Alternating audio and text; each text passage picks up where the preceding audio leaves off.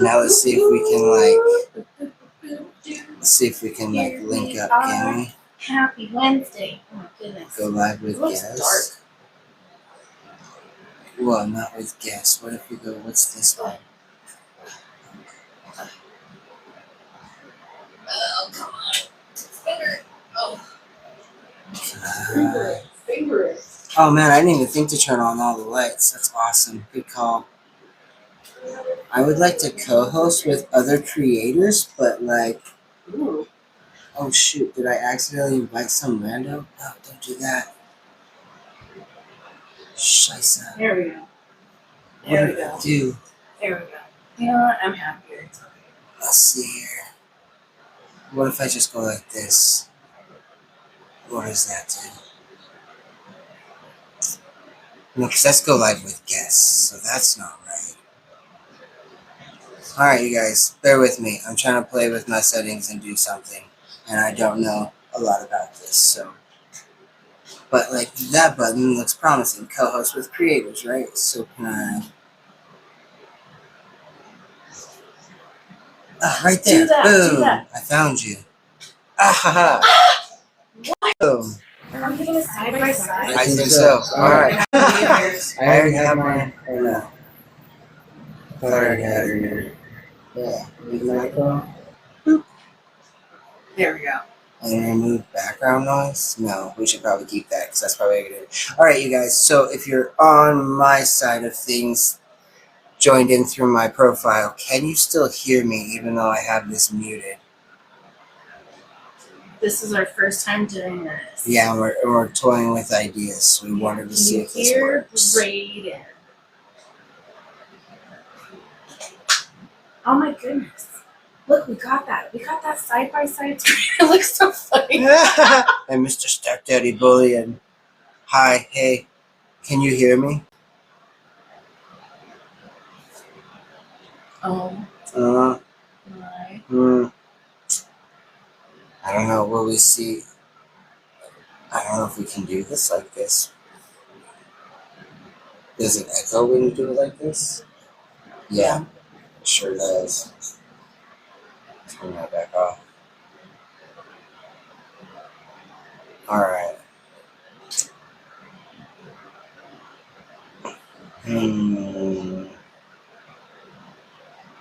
I don't know. Can you guys hear me?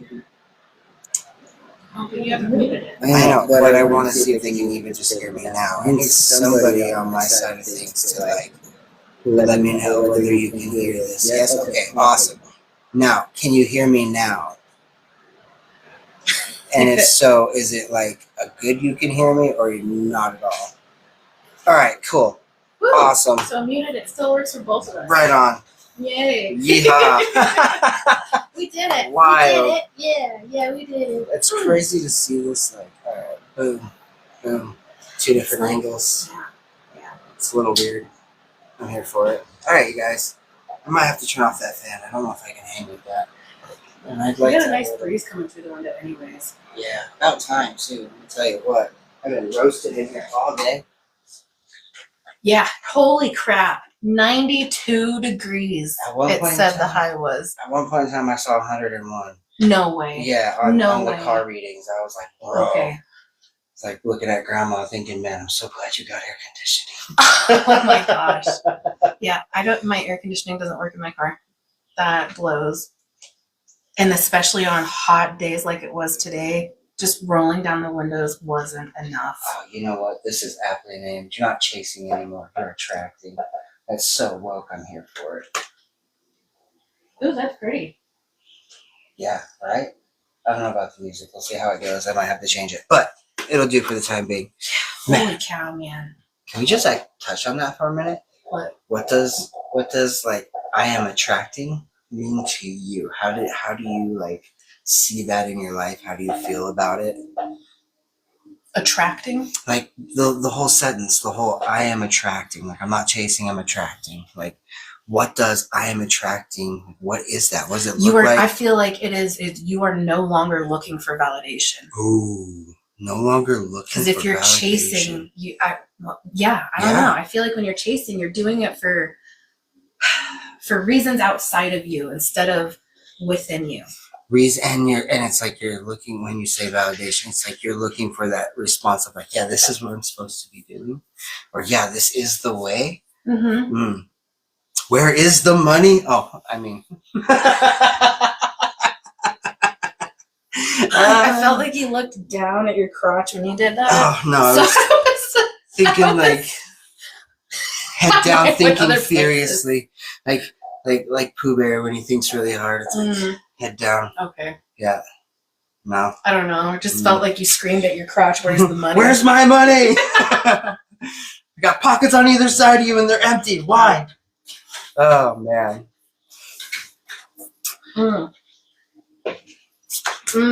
I love that breeze. Me too. And I really like the way that it's making noise with your blind. It almost takes me back to my childhood. I say it's kind of nostalgic. Yeah, that was the word that I couldn't think of. I remember nights when it was like really windy outside, and like part of you's a little bit freaked out at the rustling of the shades, but the other part is like, oh, that feels so there you good. go. Oh my gosh, yes. And then you get that petrichor smell when it's starting to rain. And I appreciate the fact that you use petrichor. This is why we're friends. Oh my goodness. Just the fact that you know that. That's such a satisfying word to have in my repertoire. There's no way I would. I really enjoy the Facebook like old words. Or the very descriptive words. I find them a lot on TikTok now too. God, I am seeing people come up with new words with their own definitions, and they're so on point, like combos of words, compound words, yeah. And I'm here for that as well, indubitably. And sometimes it's like 2 words compounded, and sometimes they have a very clever way of mixing 2 words. Yeah, see, he knows. So what are we doing tonight, Frieden? All right, guys. So tonight the title is Purpose in the Pivot. What is the purpose? What is your purpose? Is it an intense purpose? Is it something that's more of just like a one-time gesture, a fleeting fancy that just fills the moment? And every pivot in your life is unique to the circumstance and how you view it and how you are walking through it, right? And I often find that without purpose, you don't have that sense of clarity for direction. But it's like we walk around with a false sense of like we think we know what the purpose is, or we understand the purpose of what we're doing. And it's because we've given ourselves like a surface thought, and we haven't really sat with ourselves on the real reasons behind why we do what we do and what we actually enjoy about what we're doing, why we're chasing after or following after or diving into the things that we do. And that's everything from self-defeating habits to breaking the patterns to things that help you grow yourself. That was beautiful. Thank you. That was very eloquent. And I feel like that was a great intro into my why did you actually start this? Yay. Oh, yeah. Why did you actually start? I know why I started. I told that story. So I'm going to go ahead and go against the grain as a female. And I'm going to tell you, I'm turning 34 this year. Woo-hoo. I am turning 34 this year. Catch up, Smalls.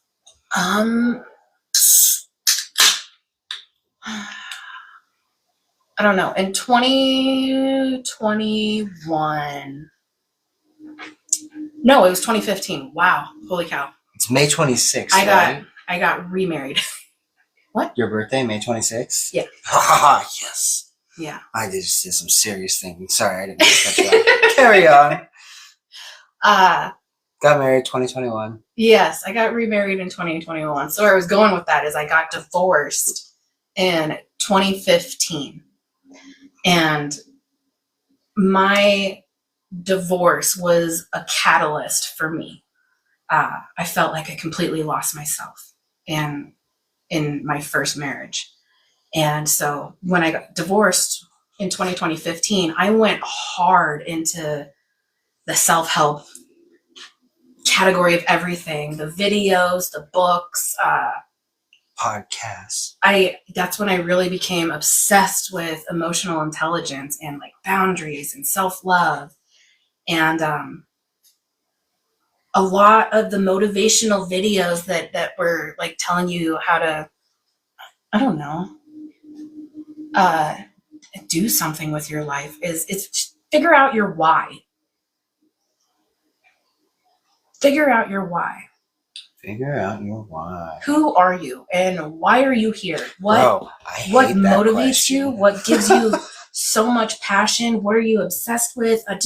Just you take everything away and just why? Can we break down that question, figure out your why? Because I absolutely cannot stand that. Oh, absolutely. I absolutely hated it. I hated it because I didn't know. No, but and it freaked me out because I'm like, gosh, I got married, I've already had kids, like I should already know. But let's be real. There's no fucking direction in that question. I mean, there were lots of different ways that it was phrased, but no matter how it was phrased, no matter how it was described, I didn't know. And I felt like I was so behind. So then, how did you discover your why? When did you stop bashing your head against the wall and you actually figured out the process to find out your why? Gosh, I don't even know how to tell you that. It just clicked. Okay, I can tell you what I did. I can't tell you how to figure out your why, but I can tell you how I came to my realization. Yeah. Oh my gosh. So yeah, I got divorced. I got remarried. In 2021, I got remarried. And after I got remarried, I felt like, okay, I guess between those things, I obsessed over boundaries and self-love and all this stuff. So I was working on me. I was working on a lot of me. And I felt like I had built myself back up. I was doing great. And then I got remarried in 2021. And after my wedding, I felt like my mind broke. I had a panic attack. I had my first panic attack. And I thought I was broken. I don't know how I became broken because I did all the good things I was supposed to do. I did the work. I did the hard work. Like, I was happy. I love my husband. He's amazing. Why did I have a panic attack? I mean, that was my big question. What happened? I didn't feel like anything led up to the panic attack. And I had to admit to myself that I had anxiety because I didn't believe I had anxiety. I didn't have anything. I mean, I was never diagnosed with anything. Oh my gosh. And anxiety is such a sneaky thing. Like, we don't realize how much we internalize with anxiety to where we just clock it as everyday living. And it's not even like that. It's just life. It's just become such background noise to us that we don't acknowledge its existence. We forget that it's even there until somebody describes to us a scenario. And we're like, oh, actually, now that you say something, I do actually kind of maybe remember that feeling that you're talking about. That feels really familiar. Wow, that's anxiety, huh? Shoot, what do I do with that? Yeah. So I was diagnosed with anxiety. Ooh, yeah. And I felt like that was a permanent label on my life. I thought like, oh my gosh, I can't do anything, this is going to interfere with all the things. And now I'm like, this is my broken diagnosis. I'm stuck like this. Yeah. Oh, yeah. I can't remember who said it, but I felt like I kept hearing it's not that you're suffering from, it's you're living with. So it's like, okay, I'll just need to do it in a positive manner. I have anxiety and it's okay. It's fine, guys. I'm just gonna keep going on with my life and it's not ruining it. I'm just doing things differently. And I'm not gonna lie, that helped a lot. Yeah. Well, I mean, that's like the first step, right? Like, that's the first big step of like, I suppose so, yeah. Because you go from the negative of I have this and I have to deal with it to, okay, how can I live with this? And then when you start getting excited about how to live with it, you realize you don't have to live with it, but there is a way to integrate it or release parts of it. Because you realize, like, even with my own anxieties, I have an easier time working through them in a way that allows me to still have productivity of some form in my day, even if it's something small, right? Which is leaps and bounds, because when it started, it was just like anxiety, ADHD. I'm at the mercy to what this is, and it's all going to be chaotic until I understand it. And then one day when I understand it, maybe it'll be manageable. And then you get on medication and you're like, well, this is for life because I actually function. And if I can't function without it, then it must mean I need it. Yep. That was the next step, because I had medication, and then I couldn't afford the medication anymore, and then it was like, okay, so I can't depend on this, and I really need to come to terms with. I mean, I found other means, and then I had to cope with that, and marijuana was my go-to. Yeah. Marijuana was my go-to. It definitely helps. And then I had to learn how to regulate that, so I wasn't just like blazed out of my mind. That was a fun experience to go through with my husband. It's a good stage, definitely. There's a lot of release in it. I feel like it's like one big pressure release valve that you just keep repeatedly tapping until that tank is empty, and then one day you're like, bro, okay, I got nothing. Like, what are you talking about? I don't have a problem. But, why are you saying I have a problem? But like, you really do. You get to that point where you start asking yourself, like, do I need to smoke this bowl? Or do I want to smoke this bowl? It's okay if I want to. I'm not going to deny myself, but also, that's where the other thoughts start coming in, right? From the diagnosis of having anxiety, being told I had anxiety, and coming to terms with the fact that I will be living with it instead of suffering from it. Oh my gosh, brain fart. Where was I going with that? We're going into like how your process of finding your why. That whole process. Wow.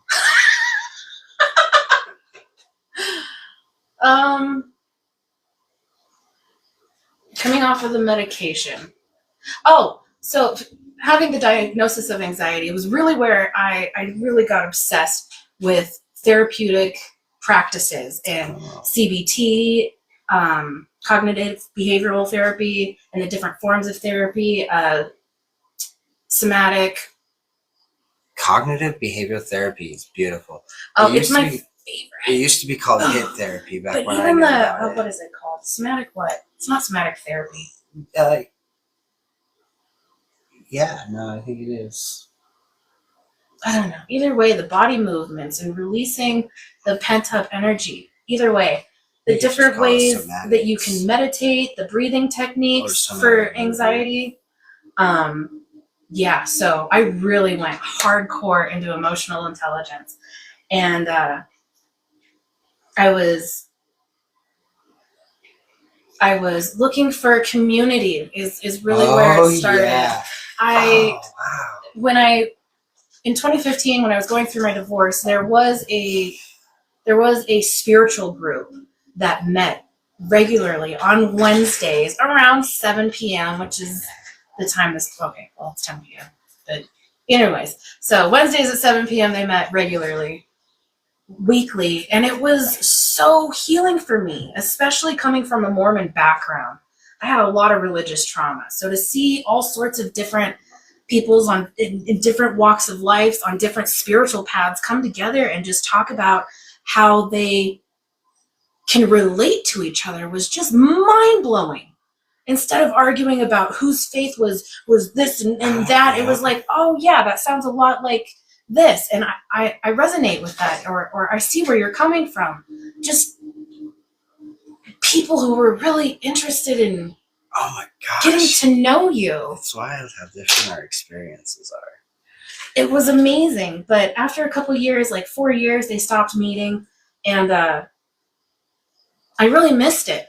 So I was really looking for it, and I couldn't find any groups that met that criteria, and it was really frustrating. And so I kept searching and searching, and then eventually I was just like, you know what? I gotta create it. I'm gonna do it myself. Yeah. So I'm gonna make this spiritual group, and then I made a spiritual group, and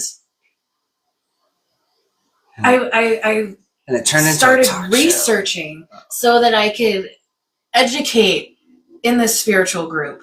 And the more I researched and made, oh gosh, I made so many pages and pages and pages and pages and pages of notes. It's like, oh my gosh. Yeah. I love this. I could do this for a living. Oh my gosh, I could do this for a living. I love this. This is my passion.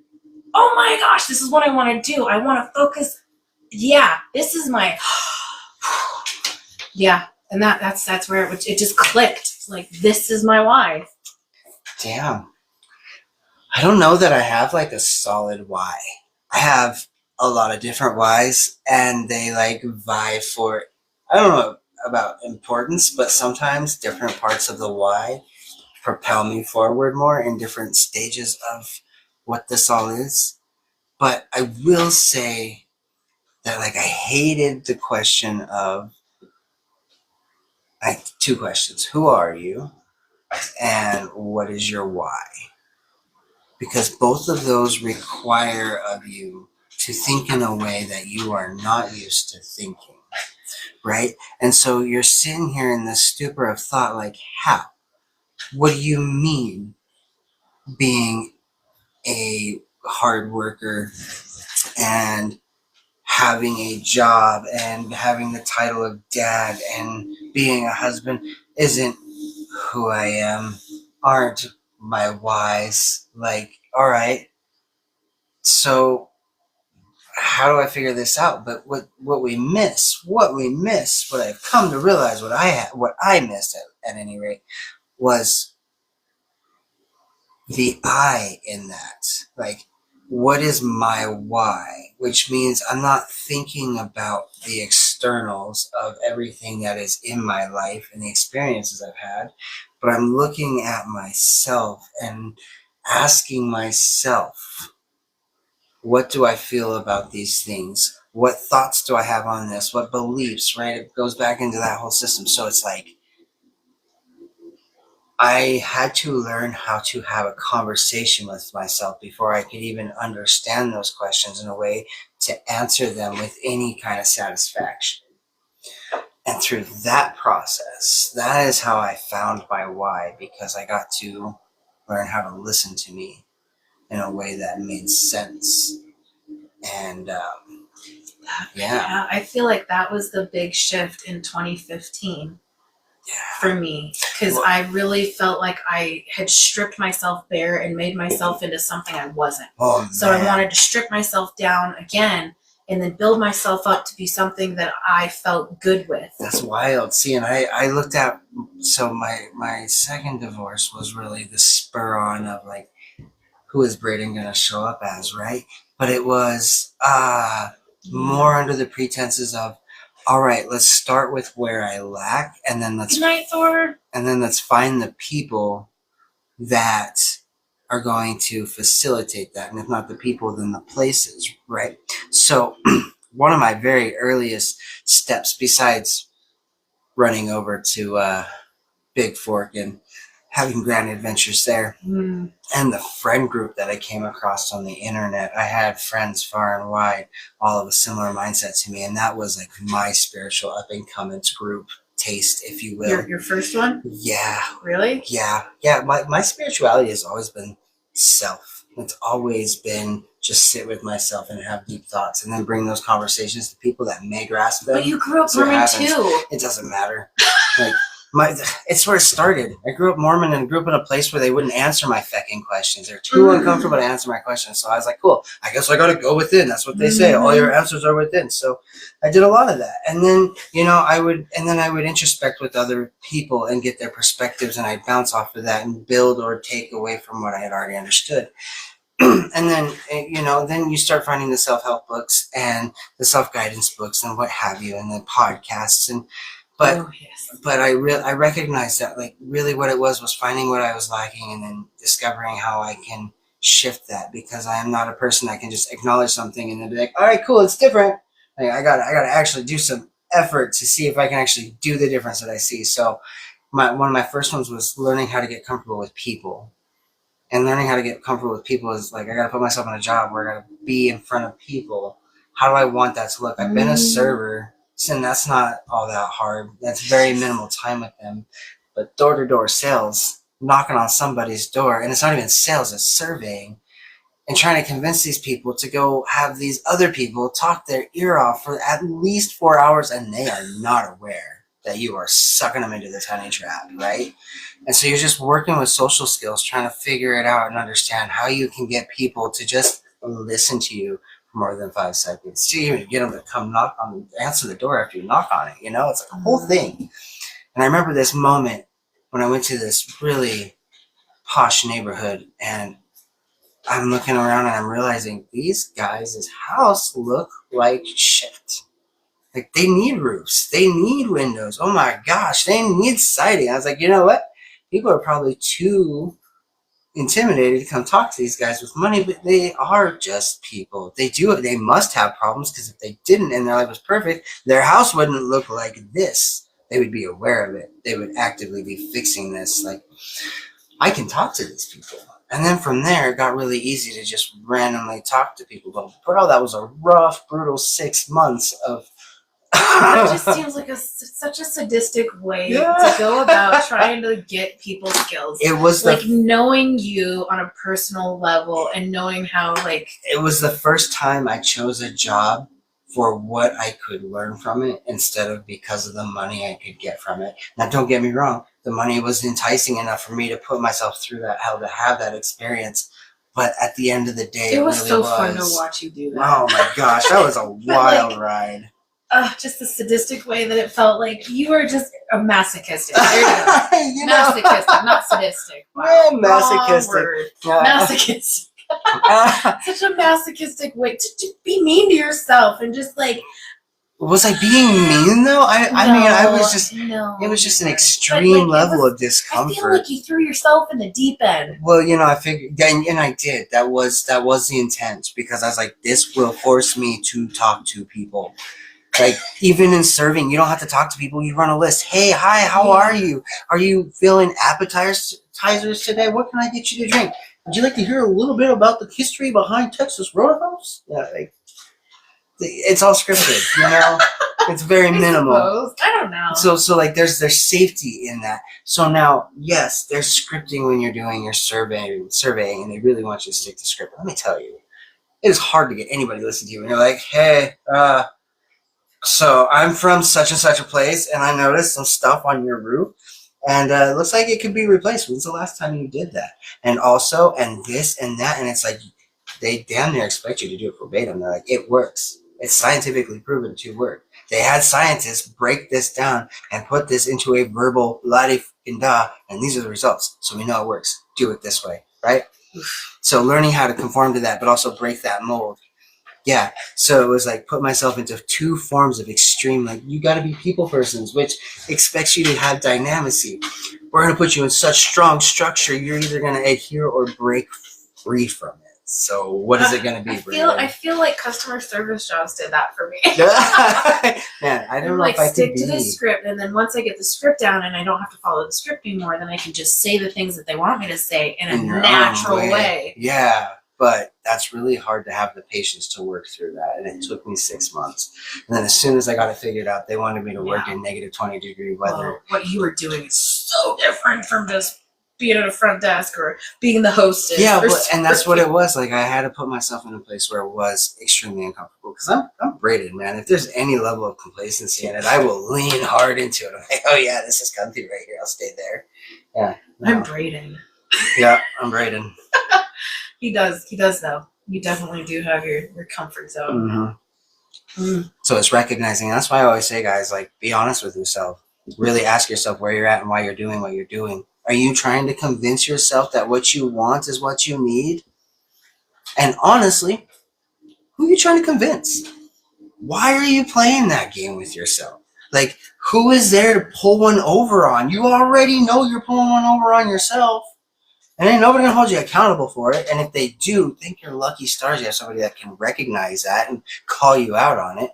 But we don't depend on people to do that for us. So be upfront with yourself. Ask yourself the hard questions. Be okay with the uncomfortability of it. Like when I go live, I used to ask myself, what is my content? How do I want to show up?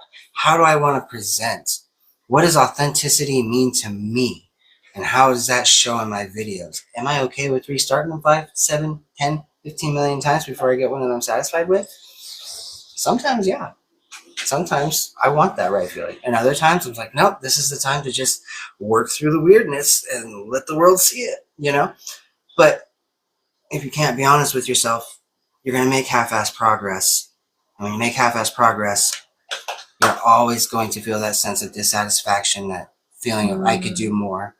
So in order to get away from that, we get honest with ourselves. Because when we're honest with ourselves, we can show up for ourselves. Am I happy? What do I want to do? If I could do anything, what would I want to do? Why? Why would you want to do that? I want to do what I'm doing. I always said it was painting. I always thought that my passion was painting. See, that was what I tried to follow. What's your why? What do you really like doing? Well, I like doing this. Well, I like doing that. Well, I like doing this.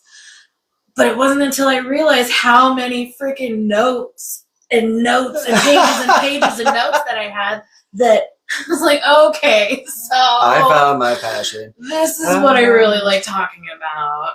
Like, I do like all the other things. I love painting. I love all the other hobbies that I have, but it's wild to see the shift from where we were to where we are. Like, remember being so hard up about getting that accreditation? You didn't finish your story. You can't talk about the accreditation. Okay, wait, I didn't finish my story? Yeah, you talked about you were talking to people. You threw yourself in the deep end and you were talking to people. But so that was like my first like big, all right, I can actually do something different with myself. And not only that, but like I found my process. I got to find where I'm not doing so hot at and then put myself in a position where I'm forced to like confront that.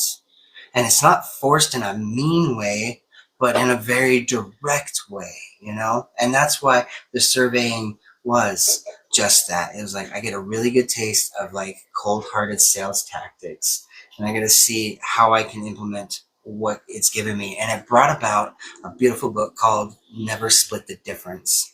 And it's written by a CIA operative who, through the FBI, sorry, not CIA, FBI operative, who through his FBI training and learning non-compliance and all these other things, took that, brought it into college, and then changed the world on the whole scope of how negotiation was done in a hostage setting. He got to be a part of that, him and like three or four other operatives, and they got to go and take what they learned, implement it in these hostage situations to bring down the death toll, because all these officers are getting trigger happy because everybody's just heightened into their angerments and stuck in that. So this whole Never Split the Difference is teaching how to diffuse people while holding your ground. So it's a beautiful. I'm so excited to find out how this relates to how you started. Yeah. So it's a beautiful. What a wild book to come across. It's a beautiful way to understand how to set boundaries in a passive but confronting manner. And that really set the tone. So without that book, I wouldn't have walked away from that job. I would have stayed there in that negative 20-degree weather when that guy told me, well, just stay in the car a little bit longer so your pen has a little bit longer to last outside when you're talking to these people. I'm like, you want me to have these people stand in front of a door at 19 below and come talk business with me? Like, that is a hostage situation if I've ever heard one, and I will not be a part of that. I will not put myself into that kind of terrain, all for feckin' numbers. Like, one day isn't going to shoot your thing down the shitter.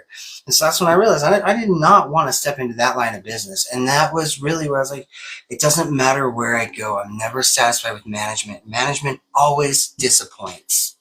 So I need to start thinking about what it is that I want to do and how I want to do it. And around that time, you're like, Brayden, I want to start a group and I think we should do it. And I was like, cool. And then she sneakifies me with the live. And I was like, oh, okay, cool. We can go live. I don't have to feel weird about being on some screen where people can see me all randomly. Like, whatever. It's fine. And I went from that to one day when it was like, I'm going to do this for a business. I was like, damn it, I thought I had more time. But all right, yeah, no, you're not wrong. This is definitely like, I definitely want to do this as a business. I already have the idea from like 4 years ago on back burner. And now that you're bringing it up, 4 years ago. Mm-hmm. I had been talking about life coaching since halfway into my roofing career because just like furniture, everybody is bitter and twisted and broken at the end of it with nothing to show for it. And I didn't want that. So I was like, life coaching. And so when that started taking off and I started seeing other people doing that, I was like, I want to do that. But I didn't have the wherewithal or somebody to push me into doing the things to make that happen. So I looked into it, I saw what it would take, and I backburnered it. I was like, one day I'll be ready for this. And then I left it to the wind. And then you brought up doing this as a business and you want to go back to school. And I was like, well, school is so off the table for me. It's like, but life coaching, let me tell you. Mm-hmm. Yeah. I didn't think I could do anything without going to college. I didn't think I could be a professional. I couldn't talk about this like I know something, like I haven't taken pages and pages and pages of notes and researched a crap ton. Not to mention just the life that you've lived and the experiences you've had along the way. Yeah, there's no way at 34 years old I could call myself say I have enough experience to talk about anything. Oh my gosh, no. I was so scared. I was terrified of people coming at me and telling me, you don't know what you're talking about, or you're saying it wrong, or you didn't go to school, or this and that. And pointing a finger at me. I was terrified. Mine was always, oh yeah, prove it. Like, oh man. I always thought that's what I was going to run into. The people like, prove it. Prove you actually know what you're talking about. I don't believe you. But yeah, if you didn't suggest life coaching, I would not have registered a business. I wouldn't have gone the lengths that I went to be serious about what I'm doing. I would not. Yeah, there was no way that you could take this and say that it was a business my head. And then you said, like, yeah, life coaching. I'm going to do that. I was like, well, shit, now I really have to do it because it was my idea. And I said I want to act on it. Excuses away. Yeah. And then, like, as I was thinking about that, I was like, bro, Udemy. Like, Udemy is a huge thing. I remember hearing about that. That was 2 years previous to this conversation. I was like, that could be a cool tool. So, like, it all just kind of fell into place. And then that was a confidence builder. We can go get accredited. We can feel like we did something. You know, I'm not gonna lie, man. Like, our accreditation course that we went through, it was not what I was expecting, and I'm grateful for it as a confirmation of what I've learned and what I've gotten to really grow past in the understandings of what they were giving. But it also lets me know that just because they're accredited doesn't mean they know what they're talking about. And you should definitely vet your life coaches with scrutiny. Yep. Mm-hmm. Yep. But yeah, that was my big, I don't know that I could say that was like how I found my why, but I definitely found how to express my purpose. For a very long time, I knew this is the kind of work I wanted to do. For a while, I thought it was counseling. And then I was like, well, if I do counseling, I want to go all the way to the top and I want to do psychiatry. But I sure don't want to do 12 years of schooling. Like, there's no way. I couldn't even do 4 of high school, 12. So I stepped away from that boat. And that was my first, like, confidence killer of I could do this for a living. Because like you, I thought, well, shoot, I got to have that degree in order to even begin to tell people how to life. So when the life coaching came around, that was like a ray of hope. Like, wait, what? There's a way to be able to, like, share what I know and, like, to build a serious foundation. And what's beautiful about it is it's serious, but it's also, like, not. It's kind of, you know, I'm going to compare it, like, life coaches are like they are a version of tarot readers, of mediums and spiritualists. Like, there are really good ones out there, but it really doesn't take much of anything to look qualified in that profession, right? So it's like when it's this area where you don't feel like you have to step into a huge, heavy commitment. So you have this freedom to be able to be passionate and really get deep and in the knowing of what you want to know.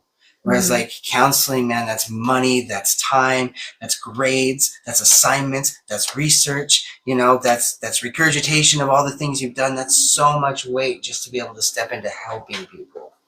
And so a lot of people like look at that as that's too much in order for me to even get started.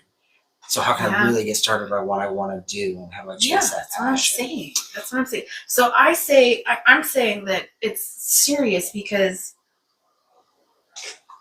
you put so much time and effort into building your website. Oh yeah, 100%. I You 1 put million percent so agree. much freaking effort into describing the services that you offer and the style that you want to offer them. But it's So we wouldn't have done that without that. That's why I exactly no. Yeah. We're saying the same thing Yeah. because like Yeah. it is. But we could only be that serious because it's in a field, if you will, Mhm. of non-seriousness. Because there is so little expectation behind a life coach. There's not a lot of So hold many on, I'm not done. There's not a lot of weight there that ties you to having to commit to being a life coach. You could step out at any time and it's not going to hurt anybody.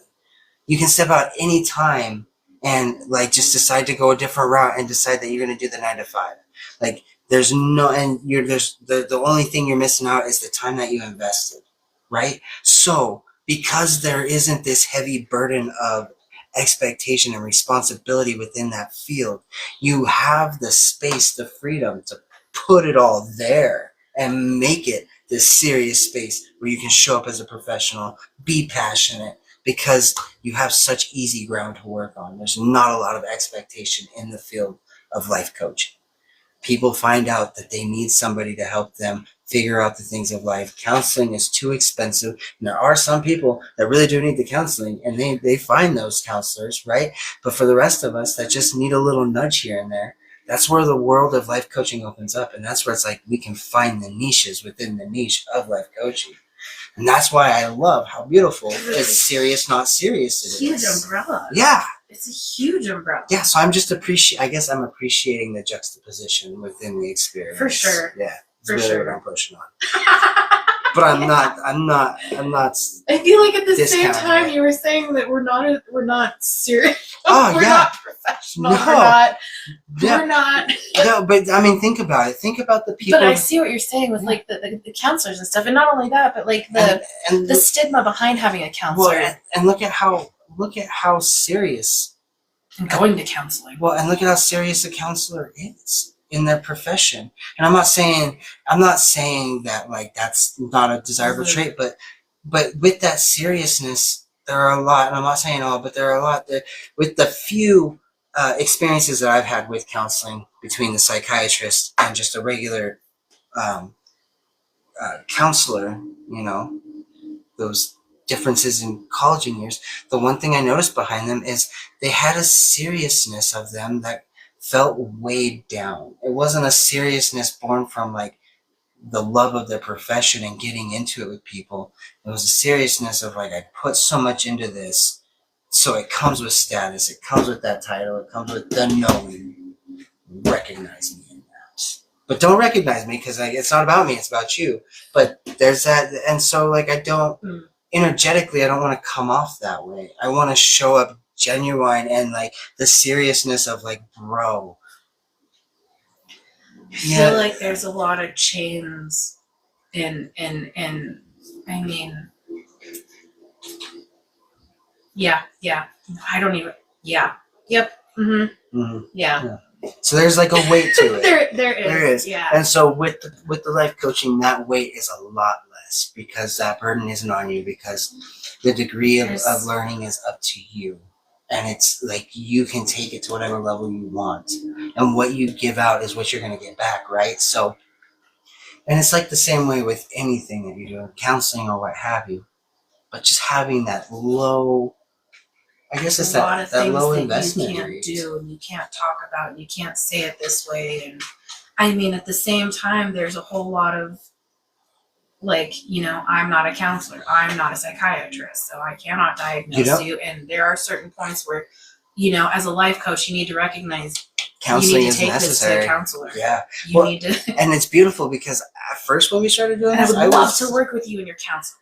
Exactly. When I first started doing this, I was worried that I wasn't going to be able to discern the difference between somebody that needs therapy and somebody that's just looking for some answers. But that became clear very early on. I was like, bro, that is above me. Like, whoa, oh, it's over my head. That's cool. Cool. There it is. That you should really look at a counselor. Like I can offer advice on different ways that you can try and apply your life. I can give you different perspectives. Like I can do that for you. But like these past traumas, I can like I said, I can give you advice on how to like look at them, but to work through them.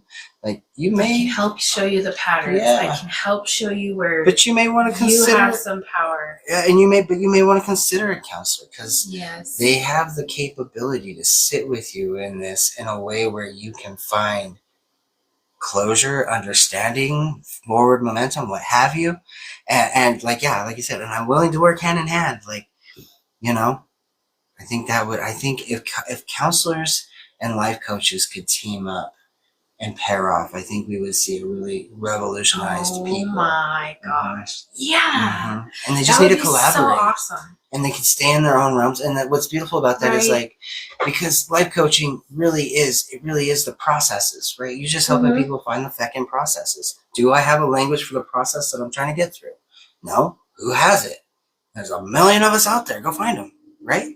For real. Yeah. Oh my gosh. Yeah. Wow. What a way to go about it. I wonder. So if we could collaborate and you could get a system where it's like, you know, you're meeting with your counselor once or twice a week. You're meeting with your life coach on the off days from those once or twice a week. So, and it could be at the beginning, it could be at the end, it could be whatever structure you want it to be, but there's an in tandemness because what's frustrating for a counselor is they can only listen to you. They can't give you advice on how to do things. And if they do it very limitedly because of the parameters of their own legalities in it, right?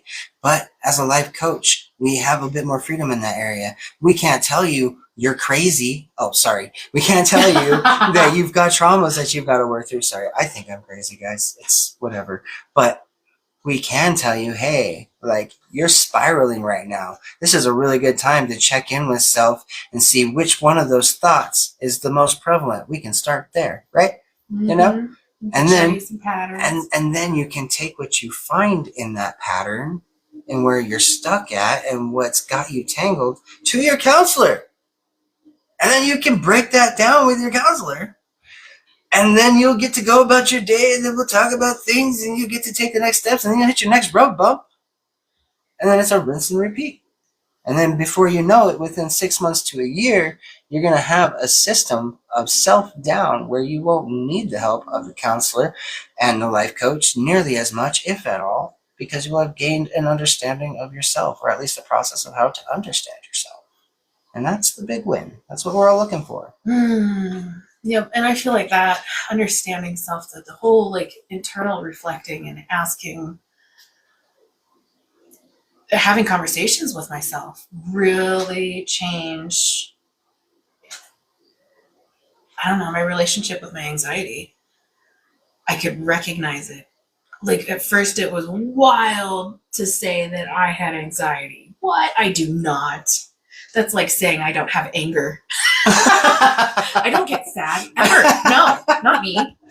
Yeah, right. What? Oh my gosh. Oh my that's gosh. A thing. And then I really realized that I had that panic attack when I got married because I had let my threshold reach its freaking limit.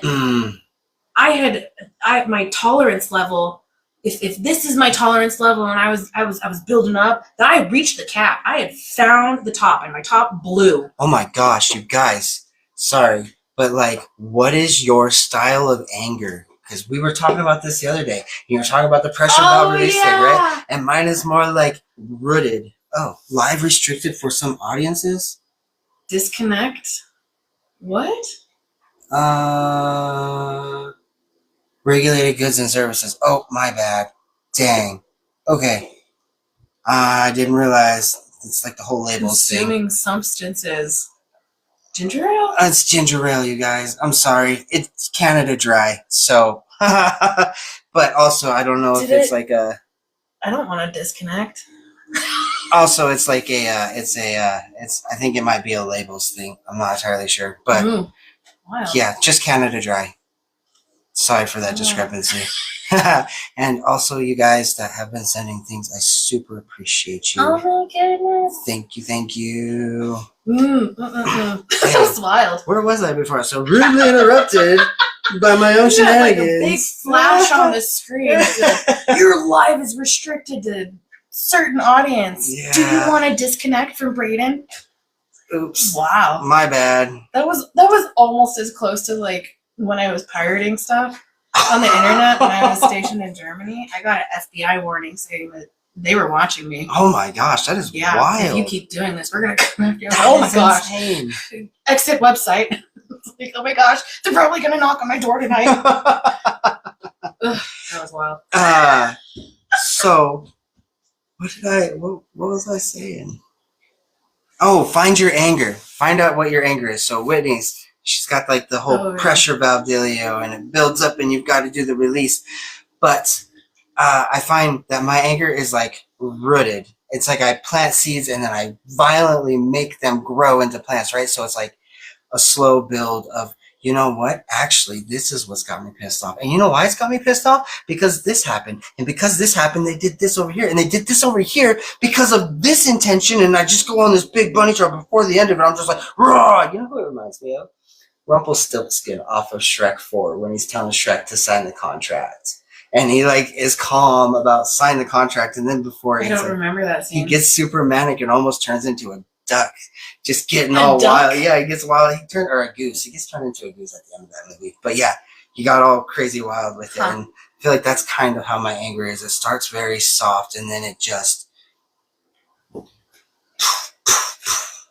roar. So, and I say that because once you understand how you angerify, then you know where your fail stops are in the process. And everybody has two. You have one right at the beginning. If you can recognize that you're stepping into your anger, and then you can ride that wave in a very like efficient way, if you will. The other one is like the catastrophic loss stop button. It's when you know you are going to go over the top. So then you've got to know, like, all right, I know I'm about to explode. It's going to happen. I'm going to let it happen, but I got to put a cap on it. So 5 seconds, 15 words, 3 angry sentences. Like, what is it? You know? Yeah. And then like, what is the action? What is the cap off? Like, do I literally bite my tongue for a few seconds? Do I turn around and walk away? Do I hold them in an intent gaze with my lips pursed? Like, you know, whatever it is. Yeah, we all have our own ways to deal with our angerments, but starting to learn how to know yourself lets you know your process. Letting yourself know your process lets you know where to interrupt it. Where you know how to interrupt it allows you to jump out of the ruts that you have created to be able to create new patterns. Mine's always feelings. Mine's always feelings and recognizing those feelings. Like I've I don't know, all my deep diving and all my researching and all everything. It's funny because I feel like there's a balance to it, because if you do it too much, then you become too obsessed with it and you can't stop. But naming it, naming what you're feeling, naming things, it made it easier for me to manage. If I could recognize it and understand where I stood with it, then I can handle anything. I just need to know how I feel about that. There's a beauty in like and naming the feeling. So like, especially when it comes to like anger and understanding that and being in situations, I feel better if I can recognize where, like you said, the 2 points, like, oh, hey, that's probably something that's really going to piss me off. So I'm just not going to put so much effort into it, and I'm not going to care because I can already tell that this is not going to be a good conversation. Or if you know you're going to care and you really don't want to, that's your sign to turn around and walk away. Or, you know, this is a frustrating conversation, but I can manage it to a point. So I'm going to recognize when it starts really ticking me off, and felt like I could recognize when the anger was building and be like, okay, you know, And that's this is about the turning point to where either I'm going to get more freaking pissed or I just need to stop because this person isn't worth it. Well, see, and there's also that third option of like, I'm at a point where I can say how I'm feeling without attacking them. And that's about to change. So this is a good time to check in with them, to let them know that what they're saying has got me twisted. And we can see how they respond. If they respond accordingly, we can have an awesome conversation, and this is great. It's forward communication. If they don't, and you know it's going to go nowhere, that's when you turn around and walk away. That was another right? obsession. Yeah. Communicating, clear communication, healthy communication. And what's that look like? Gosh, that was my other obsession. That's really, you know what? I feel like yeah, it's just communication in general. Because if I could go around the world and explore how different regions of the world communicate, like there's that one region that they found in the forest that only communicates and like the so ones, much. like the ones that don't have words for directions. Yeah, like up and down and Up behind. and down and behind. And then you went and hid things from them, and then asked them to like have one person describe to the other person how to find it, and they didn't have words to describe how to find the things in a proper way, so it took them longer to navigate the whole situation. And that's just it, guys. You gotta find a language for yourself and how to do the different things. way that people communicate and finding ways to make a bridge so that you can communicate with each other. Oh gosh, I just love it. You know, and I Love wish I like listening to you say that. It makes me think about like I think my next phase is going to be more geared. I'm going to jump back into that communication bubble of things, but I think I want it to be more geared on not just listening to people, not just discovering the feelings and emotions behind what they're saying. I'm really good at that, but their communication style. And I'm not talking the surface level, oh, they're brash, oh, they're upfront, oh, they're this. The more subtle things. There are things about people's communication styles that they assume others are going to perceive, just like we do. Like, think about it. We all take communication as we need to figure out how somebody can perceive us. We got to listen to somebody to understand a way so that we can communicate to them effectively. All of this is at an angle of how do I get myself to be heard? And even in the time of taking away to sit there and listen to somebody to understand. Right? You're going into like all the nuances of communication. But that's what you need like to. your facial expressions, your body language. Well, no, but we're going past that even. Like, let's see. Somebody, it's the way that people use words, and it's the words that they use. I think is like I'm going to be more of my focus, because that is a big part of communication that we lack. We all, bro, how many times have you said something to somebody, asked them to repeat it to you, and they can slaughter what you say to them? They reverb it using words that didn't even come out of your mouth, and then you're like, you're putting words in my mouth. You're like, no, I'm just explaining what you just said to me. And it's like, nowhere in that sentence did I use any of those words. What do you mean? And they're like, well, that's basically what it means. So people are always perceiving our words through their own filter, right? So for us to sit there and perceive somebody for the words Kids are terrible about that. Yeah, well, yeah, and that's what I'm saying, right? And that's something that we don't realize, because we are so focused on like, how do I come across? How do I come through? Right? So taking yourself out of that mindset and being like, all right, these are the words that he said to me. What do those words mean to him, and how he's saying them to me? What is he really communicating? On top of, yes, the facial expressions. Yes, there's anger there. Yes, there's frustration. So if there's frustration, is it frustration not being able to effectively communicate because he doesn't have the words? Or is he so ingrained with the words that he's used and what their meaning is that that's what he's going to hold to? And what does that actually mean for his own understanding of things? Then you start seeing how somebody communicates with you, and it's like and that's the emotional intelligence. Yeah. Well, yeah. And that's where the communication and the emotional intelligence and all the other things that I obsessed over just came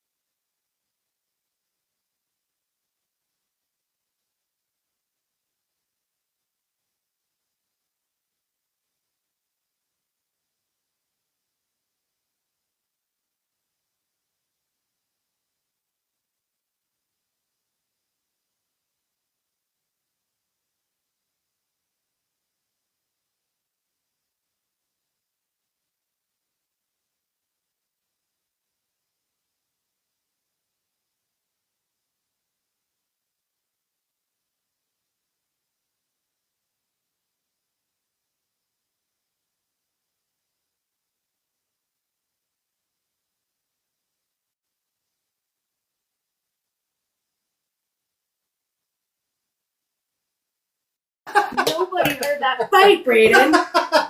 Ugh.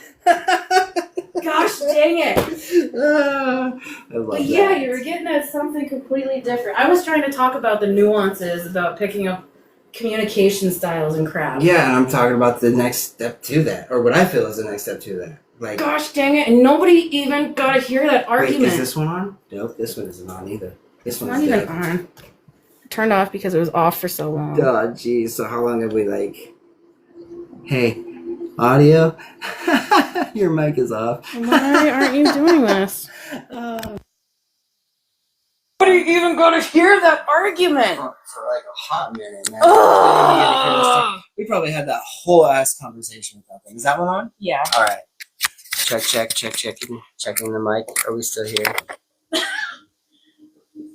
Tasty. There's. Gosh dang it! I can't even with you, Brayden. They had the whole argument and nobody even got to hear it, and it doesn't even matter anymore because you're trying to point out crap in the middle of me trying to make a point. But we started out with my point to begin with. So maybe that's why I felt the need to keep driving it home. Because it started with my point. And then Communication, layers of communication. no, see, like we're having it right now in real time. In real time, we are having the miscommunication because we're both like, I'm this is how we're frustrated thinking. because you were what ifing what I was already trying to get across. So me trying to point out that you can walk into a room and you can feel it. Having gone through the traumas that you've gone through, you can feel and pick up on little shifts. So no, it's not always that way when you are working with truckers, but you can feel it in a majority of them, so you know that. And you can also understand, having gone through all the traumas that you've gone through and picking up on little nuances and shifts in body language and tone of voice and the way that they're using the words, you can understand that that trucker is not one of those harsh truckers that you need to thicken up your skin. This one's probably a more recluse one based on the way that they're communicating. and I am not questioning any of that. But you were. No. Because I had said that when you're No. dealing with truckers, you got to thicken up your skin. And then you were like, well, what? But not all truckers are like that. How come? Are you When ready? was the last time you dealt with Are you truckers? ready? Are you ready? Can Yes, I say my part? Yeah. Okay. I've All gotten right. that full part out. So, after you've done all of that, Man, it after is hot you've in here. stepped into that way of being, Yeah.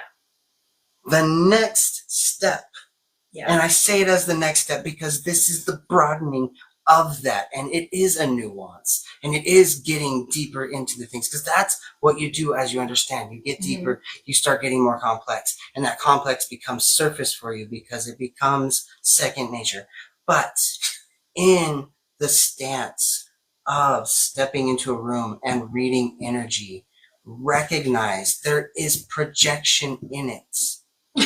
All right. So when we project our experience, a past experience, all of our traumatic events, and we pattern recognize, there's nothing wrong with that. But if we don't keep in our head that there is projection that comes with that, we run the risk of overstepping or missing an opportunity that could have benefited somebody, right? Yes.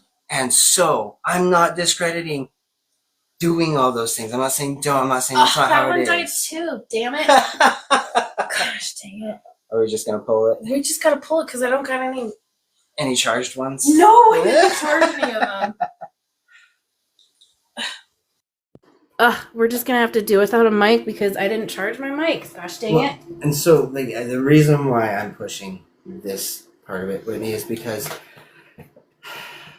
when you start falling into habits of projecting situations, you become tied into your own understandings of things, and then you just put people in their You close own yourself bubbles. off to. Well, you're not just closing yourself off, you're closing others off to you. You're like limiting your own access and Ooh, others' yeah. access to you, Yeah. right? Yep. And so if you want to be a conduit of somebody that wants to show up for the people in life and have a good judgment and understanding of who can use your help and who can't, it does require us to be mindful of our own self-projections when stepping into the experience in front of you.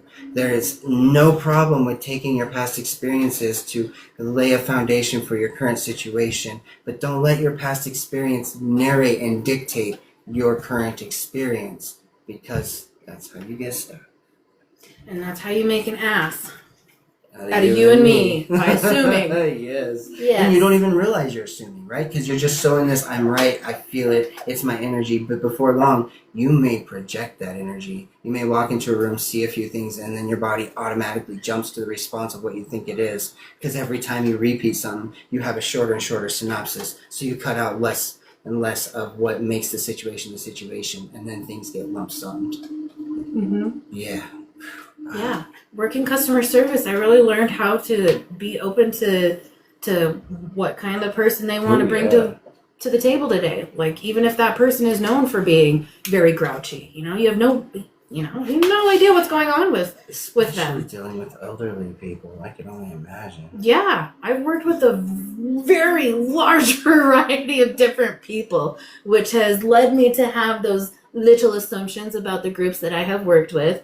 But being open to the different varieties in each group and the different ways that people show up in general, no matter what, and having worked in the many different fields that I have, other people could be doing the same thing. So you can lump me in whatever category you want to lump me in and put me in customer service, working with the elderly, being a manager, working on oh my gosh, what do you call it? Workout equipment. Hell, I was military. maintenance person. I was military. I worked at the jail. Yeah, all sorts of things. You can put me in almost any place. I worked at a hotel.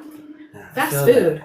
That's, it's tasty to have such a repertoire of like working history, though. It really does. It was wild. I put all of my work experience into my, I think it was chat at the time, and then asked it to describe how my work history is the epitome of what I'm doing now. And it broke down all the special skill sets that tied into each other that eventually pulled me into the direction of what I'm passionate about. And it showed me where that passion was in each one of my jobs and how it manifested. How it showed up, all of my tasty moments and memories of every job. Yes. Yeah. There was a whole lot of that because, similar to what you were saying, I found myself wanting to move into the management position because I wanted to have a hand in shaping. And it wasn't even the shaping thing. It was it always came from more of a nurturing angle. I wanted people to feel good. And the more people feel good about themselves, the better they show up for work. The better they show up in general. So if I could do that, but not every business wants that kind of approach. It's usually geared towards money. And if you don't care enough about people, it doesn't feel good to me. So I started my own thing, and I got to be able to do my own manager thing, like way too much managering. But it's fun. I get to make it what I want, and it is my business, and I get to do the nurturing thing. And eventually, and it's a numbers game, right? Like, I think that's what I love most about something where you really just got to show up consistently with what you have, with your own profession, right? And then from there, literally, it's a numbers game. It's only a matter of time before you gain a clientele. Like, there are 8 million people on this planet, and yeah, not everybody's going to be your flavor, but there's got to be at least 10,000 people out there at some given point in time that like your flavor, right? Oh, like, I really love the one where it's like, you think this many people don't like you. You think a majority of the people don't like you, but you're wrong, because if you ask them, if somebody else goes and asks them, a majority of those people actually do like you. Yeah. And that, I can't remember where that came from. I'll have to, if I can quote that source, I could pull it up now. Anyways, but, brain fart, man. Oh my gosh. Oh, the 1 Minute Manager. When we read the 1 Minute Manager, oh my gosh, that really solidified the whole nurturing people. Did you know that was where my whole self-help venture started for self-help books? On the 1 Minute Manager? Yeah, my that was not what I expected at all. and I loved it. It was wild to get it from somebody. The person that told me to read that book was so analytically minded. It blew my mind that book came from him, because he is all numbers, he's all processes, he's all just by the books. If you can explain it and it's right there in plain English, and then he found proof of the Bible, indescribable or undeniable proof to him of the Bible existing. And he just you should have seen the shit-eating grin on his face when he found it. Like, all of his hard work finally paid off. And in that moment, I was like, I want to be that kind of smile. Like, that's a delusional smile. That guy really... What? No, and I'm about it. Like, he found something so sure in himself. It didn't matter if anybody thought him crazy, and he would take that title on willingly because of the proof that he had gained, right? And I wanted that with my own spirituality, with my own, like, self. Like, I want to be so sure of myself that I can have that shit-eating grin and not give two shits in the world that anybody else thought any different. And that was like my first taste of seeing somebody being authentic to themselves. And did we Ooh. get along? Did we see eye to Oh eye? my Not gosh. really, I don't even know, man. What is authentic to you? authentic, showing up. Like, okay, we are human. We make mistakes. Own your mistakes. Don't hate yourself for your mistakes. Just recognize their mistakes and then learn from them, right? When you can do that, then you don't care how you show up in other people's eyes. So you're going to show up your way. You're going to say the things that are on your mind, and you're going to know when not to say the things on your mind. Authenticity, at the end of the day, is When you speaking your mind unapologetically. You are living your experience unapologetically. Okay, I have a picture in my mind of what authenticity looks like. Oh, yeah? Like if it looked like it on a human, what would it look like to you? Oh. I think it's an aura. I think it's a feeling. I don't think it's something I would see. Okay. I don't have like an image of what it is. When for I me. think of authenticity, I totally see people. Okay, name drop Miss Mayo from high school. Oh my Miss gosh. Mayo, and the way that she dressed, Yes. the way that she spoke, the way that she carried herself. She gave zero That- shits. yes! Yes. Yes. So the outrageous Mhm. dressing, because I don't know, maybe it was my upbringing, but like the dressing, however feels good to you. People that dress in however they feel good, regardless of outward appearance. Like obviously, Man, there's some codes for like going to court and stuff or going to a fancy dinner, but in general, you're doing it for you. All right. So in that regard, then mine, the visual is definitely it's somebody saying their piece. It's somebody that has no problem disagreeing with you and holding their own. And it's not a fight. When it's not a fight, that's the authenticity, right? Because somebody who's authentic doesn't need somebody else to own what they say. They're going to say it. They're going to die on that hill. And they're okay with arguing with you until you're blue in the face, but they will not fight you on it. They might pester you. They might rage bait you. They might enlighten you, but they won't fight you on it. They have no reason to fight you on it. Why do they care if you actually own what they say? They give zero shits. Yeah. Interesting. I love that we have different takes on that. Mm-hmm. I think that might be rooted in like a childhood need that wasn't met. Like, I don't know about you, but for me it was A really childhood need that wasn't met. yeah, for me, authenticity is like the voice of reason, the voice of somebody that won't stand down. Did you see a lot of that? Well, I didn't get to be a lot of that. I fought with my mom a lot. We went head to head. Like, I had to fight to have a say, to have a voice, to have an opinion. So somebody that could have that same level of presence without the fight, that's what I aspired to be. That's my level of authenticity. That's what I wanted to have because I couldn't have that as a kid. You know, the way I dressed was controlled a lot. There were certain times I wasn't allowed to wear certain things because it was going to be perceived a certain way. Oh my gosh. And I went against it a lot. Like one of my big You had to fight fight to have backs it. Yes. was I wore a tutu. I wore a tutu just for I fun remember to those school. days, yeah. And I'd wear dark clothes. I'd look all like goth and emo, but I was not. I was not the stigma in high school of that. I was very peppy and bubbly and goofy. And I just like the style. It's the I aesthetic did. for I me. did. And I wore the tutu on purpose. One of my big mottos in high school was like, if they're gonna look, give them a reason to look. Yeah. So I would look outrageous. in my own way that felt good to me.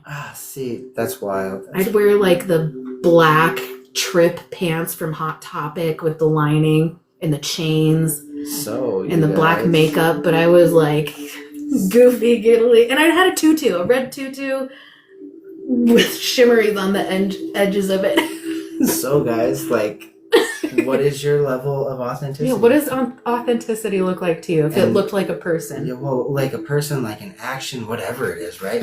yeah, But then take it that next step. Does it tie to something that you didn't have, a need. or that you chased? Yeah, a need that wasn't met as a child.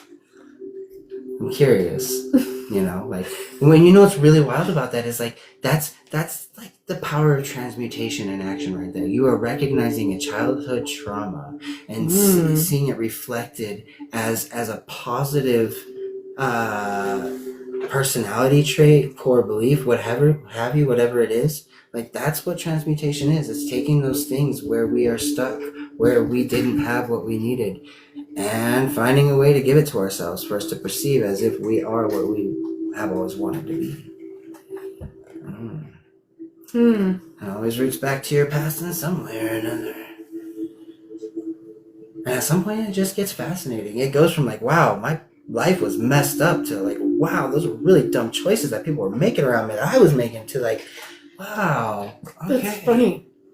So if you could relate that to your business, what do you think you were missing in your own life that inspired you to create the business in the way that you did, in the manner that you did, to show up the way that you did? It was I had to find myself. I had to do things for me. I had never done anything for me. Everything was for my family. Everything was for my friends or my job. And if it benefited me, awesome. But nothing was ever truly done solely for me. So when I didn't have anybody, Wild. yeah, so when I didn't have anybody, that was like, I now have the freedom to choose myself because I don't have anybody else to choose. I have nobody else around me that I can put my energy onto. So now, like, now I can focus on where I'm missing it because nobody's expecting anything of me. I'm in a place where I don't have the responsibilities that I used to. So now I'm free to like really sit with myself, right? And that was when I realized like I don't have enough of a desire for myself to be able to have growth in a business or any life setting. So I've got to find self-worth. So yeah, if I were to say that there was something missing from my business to keep me from getting to where I am now, it was understanding my own level of worth. And truly, it's not just understanding, it's actioning it, right? Like alignment, your heart, your words, and your thoughts, they all got to be in alignment. If your actions are not being perceived in that manner, if your thoughts aren't aligning with your actions, you're going to get mixed results. You can't just talk about it, you got to be about it. Yeah. And then when you be about it, you got to think about the things that you're being. You can't half-ass it. You can't placate it. You can't say, well, next time I'll do it better. Like, I mean, you can, you guys. Like, it's all relative. But at some level, At the end of the day, did you show up in the best manner that you could? did you show up for yourself? Yeah, did you show up for yourself? You know, Did you allow yourself to show up for yourself? It's another one. that is, it's really interesting that you explain it that way. I feel like, I don't know, as a mother, and doing all the things that I've done, being the oldest child, the oldest sibling, there was a whole lot of doing for others in the same manner, and especially as a mother and being a stay-at-home mom, there was a whole lot of managing. And even when I was in a 9-to-5 job, I was doing a whole lot of managing. I found myself wanting to do it. I want the responsibility. in a way, yes, yes. but I want to help create the environment that I want to be in. So I'm trying to nurture that, not just for myself, but for everybody else.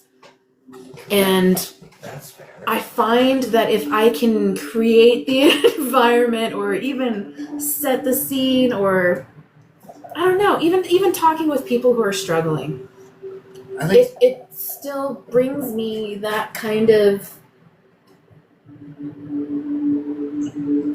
I really wanted connection. I felt like nobody understood me. And I feel like as an adult, a lot of people feel that way. And I feel like through normal conversation, it's hard to have those deep connections where you're even talking about this kind of stuff. Yeah, how do you facilitate a space for that to just be a norm? Not that it Yeah. has to be there every time. And that's where it gets hard. Is like, how do you get it where it's not expected to go deep, but it is normal for that to happen? Because it's not scary. forced. It for people who aren't used to that or who haven't had that, it's scary. And if it's not scary, it's overwhelming because Oh, it's energy. yeah. Oh You're my like, man, I gosh. already do enough brain power with my day. Now you want me to think deep about myself? Again? That was so self-defeating the last time I did that. Can I do that publicly? Can I handle that? I don't want to cry in front of people. Maybe I just want to go next week. We'll try next week. Yeah. That feels Mhm. good. Oh, I've so been there. Yeah. Yeah, for sure. You know, yeah, it's wild the excuses we give ourselves to hide behind. And it's not like a nasty, shameful way. It's just more like, bro, I don't have the energy for this. And honestly, you guys, until you are willing to look at yourself and look at what you're doing and look at your choices and do it honestly without beating yourself up, you're never going to have the energy. That is taking too much of it. For everything that you avoid, that is an energy tie that you are not managing. And we're not here to tie our energy indefinitely to person, places, or things. We are here to connect with people, places, and things through experience and then carry forward. And we get to take parts of that with us as cherished memories. And we're not here to keep that energetic link open and off to the side. So quit telling yourself, I don't have the energy for this. And instead ask yourself, what little piece of energetic focus am I willing to work on today so I have more for tomorrow? Because what happens when you actually tackle the list that you avoid? You feel good. A weight has been lifted. You can breathe. You can relax. You can, Right? right? That is literally you So- cutting off Do you energetic remember ties. the first time that you connected with somebody and how amazing it felt to be seen Oh my gosh. and to fathom the idea that you could do that again and again and again. And like it doesn't have to that. be the same experience. Yeah. Yeah, you don't have to force it to be anything. You just know it's going to be good every time you show up for it. And its own Mhm. differences. And to look Yes. forward to that and to chase, oh my gosh, to chase that connection. Yeah. And and honestly, I think there's beauty in chasing something as long as it's like a thrill of the chase. Like you're not chasing to have, you're chasing to experience. You're like, man, this is good and I'm gonna run with this and I'm gonna really just, like I'm not gonna I beat feel it like into that's a dirt. passion, Braden. I want to label that a passion and I not could- a yeah. chase. Well, I mean, but what is a But I passion? suppose you could call it that because there's a healthy level of obsession. There is a chase in it, right? Yeah. It's no different than a hunt for food. Like Such is life because Yeah. like there's still the wish to get a degree so that I could add that onto my professional list of achievements. But what's beautiful about that is like that's an old person thing, like that's scholar level. And if you think about it, because of the path Because that we're you're- not old. No, because of the path that you're taking, like you're building this building this business from life coaching. You're gonna have a beautiful clientele, and when you're ready to take that business and step into the counseling, like that, I feel I'm projecting here. I feel that'll be after you've raised your kids. That'll be after you've gotten to do your traveling, and then you're like, I've gotten the travel bug out. I've settled down. I'm in the area I want to be. I'm going to go ahead and I'm going to tackle this next phase because it's going to be a part of the big business you grow. And it may not be that way. You may find it and trickle it in here and there because you like to add a lot to your plate. But the beauty of it is looking at it as a later life thing because that's what I think is, man, there's going to come a point in time where I'm going to have enough money and time on my hands so that I can scholarify. I can go to classes just to go to classes. They don't have to amount to anything. They don't even have to build a degree. I can just go because I'm curious and somebody's got knowledge and I've heard really awesome things about their teaching. So I'm gonna go spend a month in Uruguay and go learn about Yeah. whatever. You Yeah. know? Yeah. Right? I have no idea where it's gonna come Yeah, I don't either. or But what it's gonna turn into, but when it's all said and done with, I want a huge personal library thing. And one side will be fantasy, and the other side will be self-help wall of oh my goshness. of books. Yeah, books, manuscripts, what have you. I'm gonna collect all sorts of knowledges, and it'll be in my big, badass library, and I'll have all different types of ways to know and understand things. Yeah. Mr. Megorium's Wonder Emporium. Hmm. Um, Hmm. Hmm. Hmm. Hmm. So, is that it? Are we gonna call it? Are we gonna keep going? I feel like this is a good stopping point. If you want to. Do you have more questions? I have a million more Oh my questions. gosh! All right, yeah. I mean, I felt like it was reaching a lull point, and so I left silence there for you in case you were gonna say exactly what I thought you were gonna say. Are you done? Yeah. I enjoyed that. Yeah, that was fun. We even got the heated. That's the second time we've had a heated discussion, and it's like mic's cut out. It's like, here, Oh, guys, gosh. let's just do you a favor. Nobody needs to see this. No, because we caught it on camera. Well, yeah, on camera, but we didn't the voice, the vocals weren't there. People just got to see us doing this back and forth. Last time? Oh, yeah, last time. No, I swear we had a heated discussion that was caught. Oh, no, you're right. Because somebody was like, whoa, did you guys just fight there? What is that? was a No, little that weird. makes two, Brayden. Oh, does that that make makes two? two heated. This would have been the third Yeah, one. you're not wrong. No, this would have been our fourth because we did have one that got cut off halfway through the heated discussion. Yeah. Yeah. Okay. Yeah. Yeah. Mhm. So this would have been the fourth one, and it was missed. And this one was probably Yeah. the biggest one yet. It was off for 3 minutes. I missed it. I'm so sad. Wow, it's crazy to think how many words we exchanged in 3 minutes. That is intense. At what point in those 3 minutes did it become a heated discussion? Well, I think it started out pretty early. We were both dying on our own hills. Fair. Yeah. But I feel like, that was both of us on hills yelling at each other. And we're both saying, come here, and both of us are thinking the other is saying, stay over there. Hold on, I'm not done with my whiteboard. Yeah. I'm doing a whiteboard over here. Yeah, but I'm gonna do the whiteboard too. No. I've got square rocks, you've got circle rocks. This isn't gonna work. What? I got square rocks. And we got through the whole of why we started our businesses for the most part. Mm-hmm. Not what they are exactly, but We the are- backstory. We are life coaches, stepping into our own niches I of suppose, how we yeah. show up for ourselves and the people in our life.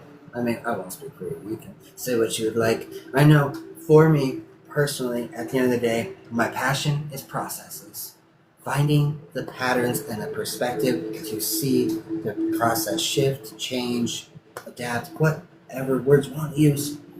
So, on my end of things, if you guys want processes, and I get into the emotions. I've gotten more into the emotions, but really, processes is the first step for me. That's where everything else blossoms. That's the breeding ground of the things, and so that's my niche. That's where I like to hit it hard. So Processes. That's so funny to hear you say that. Processes. process. Processes. For somebody who doesn't like to make lists, who doesn't like to do all the Yeah, but a list isn't a process. A list is just a thing. a list is a process, Brayden. No. A list can be a process, but not all lists are processes. Yeah. You give me a grocery list. Yeah. That's not a process. That's an item list, right? Mhm. All right. But processes. I feel like you take processes and you put them into list form so you can see it. But I don't associate processes as a list per se.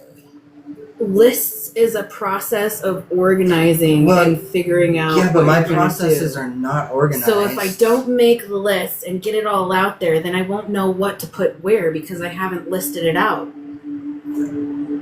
But your processes don't necessarily need a list of operation in order to work. Like, you may need to start with it, sure, just so you can remember all of the But parts just of the the process. idea of working through processes and the way that you're so you have such an aversion to lists. I do. A list is a step-by-step process. No. No, you're. Thank you. No, you're. Thank no, you. you are. Thank no, you. no, you are listing. You are listing. You are listing the process, right? Right? No, you are listing the process. Process is just there. It can be in any order you want it to. You go write it down, and then it's a list of things that you do. It's an item list. It's still an item. It is a set of things. That's a type of list, Brandon. Yeah, I guess. I mean, I won't die on this hill with you. That's I will- okay. I That's will- okay. I will just agree with you find on it that. funny that it correlates to But do my you- process. But are you like really surprised? Like, and is then anything in my life it's actually... odd because hold on here. Well, Okay. I got mine. So what do I do? What do I do as a life coach? Where do I go with this? I like to find the patterns. I like to find the patterns in the beginning, and then I like to work on where you can get back the power that you're wanting. So usually when it comes to counseling, life coaching, or just having general issues, it's because you feel that you are lacking something. You're lacking something in your life. And if we can find the patterns, then we can figure out what it is you're looking for. Or you might already know what you're looking for, but either way, whatever Oh, I love that. I like to give you that power. I love nurturing people. I'm like, look, you can do it. You can do it. You just All by yourself. I'm your training wheels for a minute, and then you let go. yeah. So like, if I were to relate this to like massage, And that sounds very Braden. no, but esque. if I were to relate this to massage therapy, yours is like acute pressure therapy. Like, Ooh. you find it and you're like, this is it. Let's deal with it. Yes. And Braden, I like to work in layers, right? So we're not going to just address, we can start with looking at the issue, but really giving you a process that's going to let you look at yourself in that issue. And then we're going to get real and we're going to get honest and we're going to see where we're holding ourselves back, right? So like, mine is layers. I'm going to work gradually to that problem area. I've got everything loosened up. We can do this. And you're over here, you're like, right here, man, like, we're just gonna push that knot out. Breathe deeper. Wait, hold on, let me get the elbow. Really breathe. Sometimes, if it's necessary. Mm-hmm. If But it's well, it's necessary. it's never aggressive. You're just so like, you're on it, and I'm gonna keep you there, and we're gonna apply pressure, and that. You're either going to slip out from underneath it and be like, whoop, nope, sorry, not ready. Or it's going to all dissipate and release, and you're like, yeah, that's right, that was where the tension was. Thank you. Yeah. Yep. Mm-hmm. Yeah. I like that. Me I too. like that. Oh. Same, but different. Yeah, so we've gotten into the whole how we started the business and what do we do? And what do we do? Breathe. And it's funny because I feel like we started the group together. We started the group together. We started the lives together. Yeah. And then I wanted to make a business. And even in the dynamic of our lives, like there is no we are the same person, we have the same beliefs. They're similar but different. And they've always been similar but different. So when I decided to make a business, it was like, do you want to do this with me? Because you can if you want to, but like you don't have to. I'm going to do this with or without you. And he was like, no. See, I don't want to do your business. I do want to do a business, but I don't want to do yours. I want the freedom to do mine. I'm like, wow. That was a really good yes or no. It wasn't like, I suppose, maybe, possibly. Yeah. It was like, no, I don't, but I'm excited.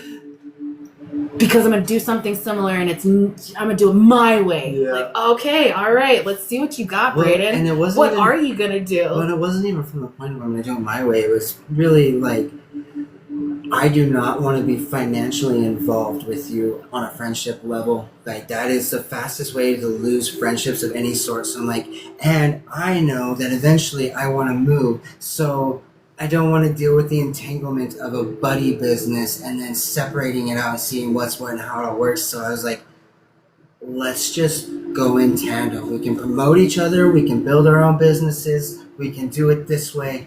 And I like that. I feel so much. That's more my comfort level. Because let's be real, you guys. I am slightly avoidant. To like intermesh myself was way too vulnerable of a thing for me to step into. Like that was like a level of friend commitment I was not willing to. I mean, even starting the group was that way. Oh, you guys, I would find every reason and excuse not to show up. I'd still show up, but man, it was a fight. And sometimes I tell her, hey, and then you're like, yeah, I can accommodate. I'm like, no, fine, accommodate me. Thank you, Whitney, for being such an awesome friend. But yeah, I would say we're like vinegar and oil. We taste really good together, but we don't really intermingle and mix. Like, they will always be their own separate things. But there's complementariness to it. Yeah. Yeah. Yep. Mhm. I've enjoyed it. I've absolutely enjoyed it. It's been a push, and it's also made me really look at myself. Oh my gosh. Yeah. Yeah. When you got an accountability buddy you're doing business with, like, you want a solid partner, so let the call outs begin. Unfortunate for it though. It's awesome criticism, and even if it gets a little over the top, we handle it rather well. Like, there hasn't been a time where I don't want to see your face. And that's pretty nice. That's never like ever been a thing, whether it's heated discussions or not. So, how often can you say you find that in a friendship? I feel like more often than not, there's at least one point where somebody upsets me enough to be like, where I just don't even want to look at you. Questioning my friendship with you really hard right now. And more often than not, it's a dramatic moment. But I mean, yeah. I don't know. Through all the things that I've been through, my biggest thing was a friend that could call me out on my shit without like going over the top. And well, I feel like I have always been told I'm a very forward, bold, intimidating person. Are you saying I don't know? I feel like sometimes I overstep with my words. You know, every time that you say that you think that you overstep, you haven't. Oh, that's good. I'll just keep it at that level then. If I feel like I've overstepped and I've said enough, I keep going. About yeah. I don't know. You've always been careful about the things that you say to me, so it never comes across in like a backhanded manner. I have not once thought about how I'm gonna word it to you, like, until I'm in the moment with words, and then I'm really thinking super hard about how my words are coming out of my mouth until I can't, and the words just come out. But like, it's one thing that I've actually really appreciated is I don't have to manage my words with you. I don't have to sit there and be like, all right, how can I say this without hurting her feelings and still get the point across? Instead, it's like, all right, I've got words, and how do I start them? Where do I start? Well, something will come up, or it won't, and it'll be a conversation for another time. And that's really tasty to be able to like have that comfort level, because I'll tell you, it's hard to be around people where you feel like you've constantly got to say something, and it's hard to be around people where you feel like you can never say something. And so to be able to find that mix of like, I know when I can say something, I know when I want to say something, I know when I probably should say something, but it looks like they got it, so I'll just leave it alone. And then like 9 times out of 10 they got it, and you don't have to leave it alone. And you're like, ah, man, this isn't nice. This is. I don't know. You've been through a lot of effort. my breakups with friends.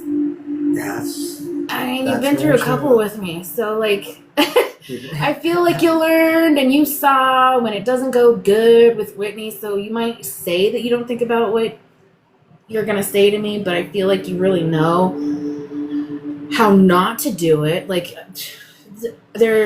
I've had breakups with friends because they held things in and then they exploded on me. Like, you can't be mad at me If you've when you never where told you're me at. that you were upset about that. How am I supposed to know? And now you've built up all this resentment, all these situations in which you never told me And not only that did it you never, bothered you. and then you never got to be a part of that conversation or that situation, right? Like they projected, Mhm. they assumed, they built it up. They've already decided how they feel about it. They decided how you feel about it. They've already got a whole story in their head, and not once did you get to like put your piece of the story into it. There's never there, and then the other side of that is there wasn't enough curiosity in the heated discussions to be able to have a discussion. That's true. When it came down to talking about things, it was, you're gonna see this my way and you're either gonna accept it or we're done. Oh yeah. There was no ultimately, like, okay, so I'm frustrated because I'm perceiving it this way and I don't understand what's going on. So maybe we can come to an understanding and I'm feeling away. There's that, and I can have that with you. I can have both those things. You tell me when something bothers you, and then we can be like, I'm feeling away. Why are you feeling this way? All right, Yeah. well, You're all right. not wrong. You're not wrong. And there's actual curiosity. It's not you trying to shove your opinion down my throat. No, that's not always true.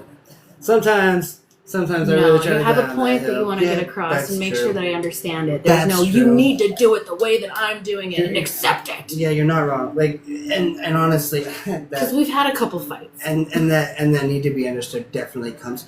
It comes from the whole aspect of people twisting my. I feel like people twisting my words, and I'm coming to realize it's not that they're twisting my words. It's just they have their own understanding of the words that I used. Right?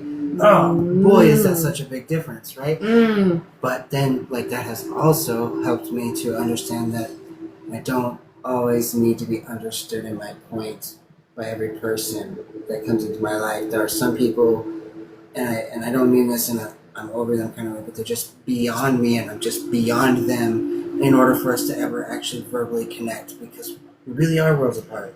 We really do have There's huge different communication styles. and then trying to find the inner mix of that. Sometimes, you guys, there are just people that you cannot naturally communicate with on a level of like yesness, because You you're know- just so vastly different from each other.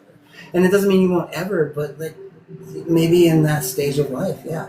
Like there are definitely people that I've talked to where they've asked for my advice, they've asked for my insight. I give it to them, and they eat it up, and they want to do the things, and then they don't. And not only do they not, but then they fight you on it, and then they come asking you for more, but then it's a fight the next time because they want to feel justified in what they're actually doing. And so like you realize we are leagues away from each other in our communication styles in order for anything to actually come of this. And in those moments, it's like, all right, that's where the walk away happens. And it's not saying you guys can never connect on a That really makes me What's think of when my father gave me advice a lot. I always said that I always told him, and I made it a big thing, that I learn things the hard way. Go ahead and give me all your advice. Go ahead. And he would make me sit through 2-3 hours spiels. oh my gosh, that is the hard way. And he'd give me all this stuff and be like, Whitney, do it this way. And be like, I took a lot of that and I listened to it and I like aspects of it and I'm gonna take parts of it and I'm gonna apply it, but I don't want all of it. We'll see if I'll need the rest of it later. I'm gonna go do this way and then see if I need the rest of what you said. Yeah, that's okay. So there was a whole lot of figuring out how it worked for me. And he also explained to me, because, well, I feel like my father was a big reason why I obsessed over communication and emotional intelligence and all the other stuff. Because my dad worked in law enforcement, and he was really big on books like what you were talking about, The Negotiator, and communicating with people. And the way that he explained it to me was, if you have like a thought bubble, and it's got a 3-dimensional, 3D triangle. I guess what would that be? A prism? Prism. The 3D prism, and it's purple and it's fuzzy, and you have that in your pyramid. There you go. And that's in your little thought bubble, and you need to communicate that to somebody else. How you can't just say it's a purple triangle. because you want to get across to them that it's 3D and it's fuzzy. So how do you communicate that to somebody? No wonder. So you want No them to have that wonder. same thought bubble No where they wonder. see exactly what you're talking about. So when it comes to communication, finding a communication style or understanding the way that the other person is communicating really. Have you noticed? Okay, here we go. Have you Yeah. noticed, like the 3 or 4 different like verbal confrontations we've had on here? It's when I start getting into the nitty gritty of something, Mhm. and then you feel like I'm explaining over your explanation of something. Mm-mm. No, You were dissecting a different part of it. but I was dissecting. Yes. Was there frustration in the dissection? Yes, because I wasn't done Okay, so- talking about the point that I was trying to make. Because So- you were. So You do you, were- so you think that Yeah. that frustration with me dissecting might come from your dad giving you long ass spiels of how to do everything by breaking it all No, down it was for you? interrupting. No, it was the interrupting. It was interrupting because it was a good thought, but it was talking about something else, and you were derailing what I was talking about. It was similar, and it had something to do with it. But when you started talking about what you were talking about, it took away from what I was talking about. So you, like, But I wasn't taking away I felt like it was Mm. because I hadn't finished. your thought. Yeah, yeah. Okay. I wasn't done. But I understood it was where you were coming from, but it was different. So we were just interrupting each other in real Mhm. time because neither of us could finish our thought. That's good. I like Yeah. that. Tasty. Communication. What do? You just gotta get curious with it, and that's what I like. See, and that's what I like is we can bring it back. We can be like, all right, so remember where we were like raw with each other? It's not like let's talk about that. It's just I just had a thought about it. Mm-hmm. Yeah, it's that curiosity, and there's not a lot of people that are curious enough about that shit. That's dumb. We're over that. Why are we even talking about it? Like no, but like the nuances of the. It's like why do we gotta break it down? No, because we do, you guys. Yep. There's some yummy Yup. meat in this. Mhm. We I mean, wow. I mean, it's just like a crab. If you want to enjoy the crab, you gotta bust that bad boy open and dig. You gotta have special tools if you really want to enjoy I it. feel like it's like Minecraft. If you're not into Minecraft, you can't be talking about all the things about Minecraft, and I feel like it's the same. I'm not into Minecraft. I played a few times. It's kind of sucks. So finding people who are interested in Oh this yeah, I got you. is hard It to. is Yeah. hard to find people that want to do it, and maybe not even just find people that want to do it, but people that want to do it at the consistency, you know, because like I feel like I am a high demand person to be around. Like I'm an awesome friend, but there's a lot of energy demand to be around me between the things that I think about and the random shit that comes out of my mouth. People just yeah. So I get that. I understand that. Finding the people that are for you is. been And an that's why I interesting wanted journey. to create the group. That's why I wanted to do. Well, really, that's really why I wanted to create the group because it's not just the business. Well, I don't know. That's part of the business. Yeah, that's I don't know. That's my foundation for it. I suppose you could call it. I really wanted community. That was my big thing. Is I wanted people to feel comfortable enough to talk about this, to talk about the emotional things, and really dig into them and relate to other people. Because the more you can relate, the more that you find we're mirrors for each other. The more that you talk about it, the more that I feel like you understand yourself. And the more people you talk to, the more perspectives you get. And the more perspectives you have, the easier it is to come to understanding. Because going back to that pyramid, all of a sudden you're seeing the pyramid from a bunch of different sides. Yeah. Yeah. And it's detrimental to your health to isolate yourself. So having that community, I feel, is really important. So if I couldn't find what I wanted, I'm gonna do my best to nurture that. And then it's created. It's happening around me. It's already been happening in the That's last so wild. what is it, 2 years almost that we've been doing this? It's been 2 years. It's May. It's May. Yeah. It's been 2 years. Gosh, when was it? I'm so much farther behind and so much more ahead than I ever thought I could have been in 2 years. It's been 2 years that we've been doing this nurturing. That's And I what feel it like is, it's too. really affected our life. It's really affected our friend groups, and the way that we show up Mhm. is so much yummier. Yeah, even in the hard times, guys. And that's the beauty of authenticity, is the hard times we recognize as art, trying, but they're not bad times. They're not they grow less and less disappointing, and you start to grow more and more looking forward to like the Working the through growth. it. Well, the growth of it, right? Like for me, it really is like, what are the rewards? The rewards are awesome. Like, and you reap what you sow, and where your energy is, so too do things come forth, right? So like, you could focus. I know somebody who they take phone calls for reservations, and they get a lot of really just nonsensical people that are erratic, they're emotional, they're all the things. You know, you're dealing with customer service, so it's expected, right?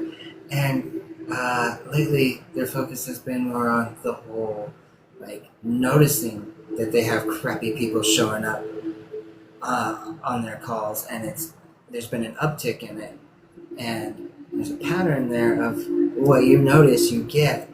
And so when you're in that victim mentality, or in that lack mentality, or in that like things are hard and I don't know why they are mentality, you bring more of that because that's where your focus is, right? So at some level, as you work on yourself, you step into understanding yourself, you start seeing your hard times as more as like hard rewards. They really are like the legendary quest levels on your video games. The rewards can be really good if you follow through the subquests.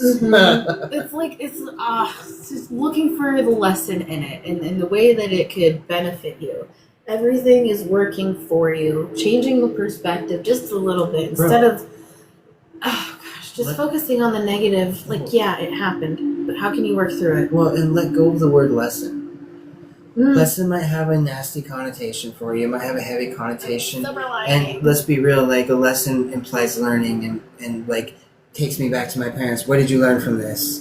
What did you learn to do different? What are you going to learn to do different next time, right? So if we get rid of the whole like, what is the lesson, and instead, what is the positive experience of the experience you're experiencing?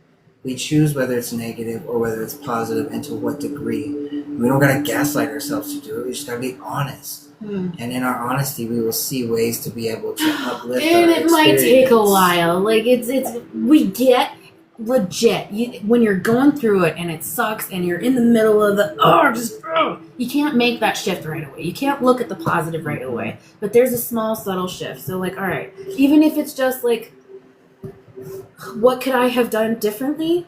That's a start. And that's a way of going like, what's the lesson I'm learning from this? And then if you can like let that roar out a little bit, then we can get to like, okay, so what could I have done differently? All right, so what could the positive thing that I could take out of this be? Those small shifts. But either way, it's a good shift. And mine's at 15%. I guess this is a good place I mean, to call it. it's almost, it's 2 hours now. Yeah. It's 2 hours. Boom! But, Yeah. you know, we started a couple minutes late, so And it's roughly about. And so with that shift, you guys, when we're looking at it, when we're trying to understand it, when we're trying to do the things with it, be patient, get curious, and just know things will shift. Change is the only constant, and that's how it will always be. Oh my gosh, that is so not working for me. Boom. Alright. There you It's go. enough to like get us in there for that. Boom. Ah. And You can't hear me, or you can't hear him. Because he heard that the phone's dying, so he's talking softly. oh yeah, sorry guys. So just remember, at the end of the day, like, it's not the lesson, it's the experience. Look for the joy in it. Looking for the joy is hard at first because it's not a common practice. You're not doing it all the time. So give yourself some grace while you reshape your thinking patterns to be able to find joy in the experience. The sooner you find joy in the experience, the sooner hard things are hard in a different way. Yeah, hard in an easier way. If I do say so myself. And that's all I got. Yeah? Alright, until next time, you guys. Ciao. Au revoir. Au revoir. Hasta luego. Bye bye. Bye. I don't know why they can't hear us. No.